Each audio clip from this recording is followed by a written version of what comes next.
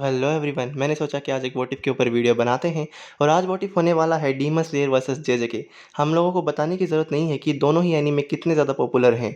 और आज हम लोग बात करने वाले हैं इन दोनों ही एनीमे के मेन विलन्स के बारे में, यानी कि रोमन सुकुना वर्सेस किबुत्सुजू मुज़ान। हम लोगों ने देखा हुआ है कि ये दोनों ही एनीमे कैरेक्टर अपने अपने यूनिवर्स में सबसे ज़्यादा स्ट्रॉन्ग है और दोनों ही विलन भी हैं। और उन दोनों में एक सिमिलरिटी है कि दोनों ही डीमन है। क्या कभी सोचा कि अगर इन दोनों का मुकाबला होगा तो इन दोनों में से कौन जीतेगा? कौन से यूनिवर्स का विलन सबसे ज़्यादा ताकतवर है? पहले बात करें किबुत्सुजू मुज़ान की, तो हम देख चुके हैं कि इसकी कमज़ोरी सिर्फ एक है, वो है सनलाइट। केवल सूरज की रोशनी से ही इसे मारा जा सकता है, पर इसकी पावर्स में बहुत सारी ताकत है। इसके पास superhuman strength, durability, agility, reflexes और रीजनरेटिव हीलिंग फैक्टर तो है ही। उसके अलावा ये अपनी साइज़ मैनिपुलेट कर सकता है। एंड इसका ब्लड डीमन आर्ट हमने एपिसोड नंबर 8 के अंदर देखा ही हुआ था। इसके अलावा अगर ये किसी भी डीमन को छू ले तो उसे अपने अंदर एब्ज़ॉर्ब कर सकता है, यानी अगर इसने सुकुना को छू लिया तो मे बी वो इसे भी अपने अंदर एब्ज़ॉर्ब कर लेगा।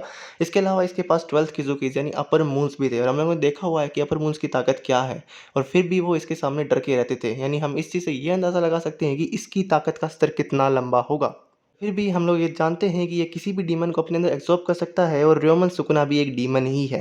और अगर हम लोग बात करें र्योमन सुकुना के बारे में, तो supreme strength, durability, agility, reflexes, regenerative healing effect, ये तो बहुत छोटी ताकत है इसके सामने। ये किंग ऑफ क्रशेस है, यानी श्रापित ऊर्जाओं को अपने हिसाब से कंट्रोल कर सकता है। इसके अलावा ये इकलौता डीमन आप समझ सकते हो जो इसे सूरज की रोशनी से कोई फ़र्क नहीं पड़ता, यानी ये सनलाइट में नंगा घूम सकता है, 1 घंटा इसे कुछ फ़र्क पड़ने वाला है।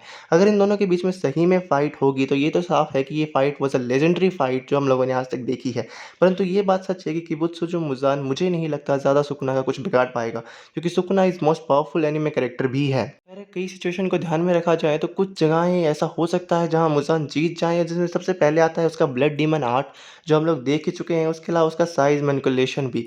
इसके अलावा अगर ये उसे छू ले तो मुझे नहीं लगता कि वो सुकुना के शरीर को अपने अंदर एब्ज़ॉर्ब कर पाएगा, क्योंकि हम लोगों ने ये चीज़ पहले भी देखी हुई है। पर सुकुना के पास उसके अलावा कई एडवांटेज हैं, क्योंकि सुकुना उसे इतने वक़्त तक तो रोक ही सकता है कि किबुत्सुजू मुज़ान को वो सुबह तक आराम से लड़ लेगा।